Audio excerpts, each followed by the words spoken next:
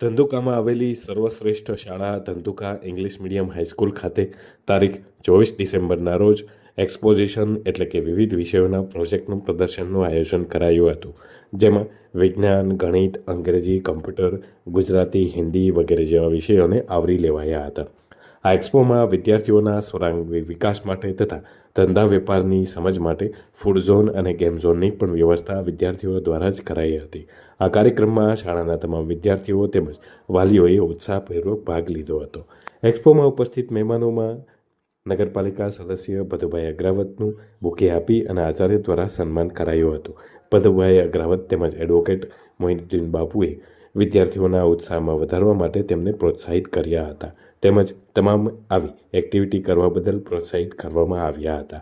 સાથે સાથે બાળકો, સ્કૂલના ટીચર, તમામ સ્ટાફ, આચાર્યશ્રીને પણ અભિનંદન પાઠવ્યા હતા.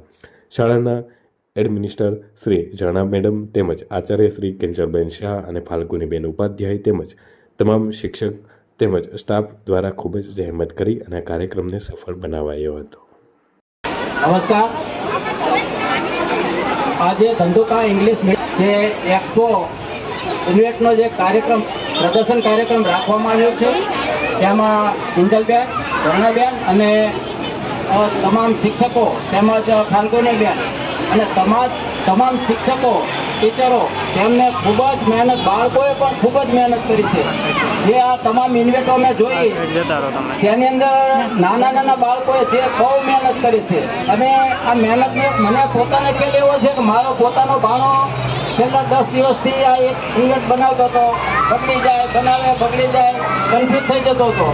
એટલે એના મમ્મી પણ ટીચર છે એટલે એને પ્રોત્સાહિત કરતા હતા. તમામ બાળકોને હું આ ઇવેન્ટ બનાવવા બદલ ખૂબ ખૂબ અભિનંદન આપું છું. અને બાળકોએ પોતાના માતા પિતાના સંસ્કારો પ્રમાણે પોતાના માતા પિતાને હું બધાને એટલી બાળકોને વિનંતી કરું છું કે સ્કૂલે જ્યારે તમે આવો ત્યારે ટીચરોને પ્રણામ કરવા, માતા પિતાને પ્રણામ કરીથી ઘરેથી નીકળવું અને માતા પિતાનું અને ટીચરોનું જે આજ્ઞાનું પાલન કરવું. અને અહીંયા અમને બોલાવીને જે આ ટ્રસ્ટો વતી અને બહેનોએ અને જે શાળાના સંચાલકો એમને બોલાવ્યા છે અને અમને બોલાવીને બોલવાનો મોકો આપ્યો અને અમને આમંત્રણ આપીને ઇન્વાઇટ કર્યા બદલ હું ખૂબ ખૂબ આભાર માનું છું.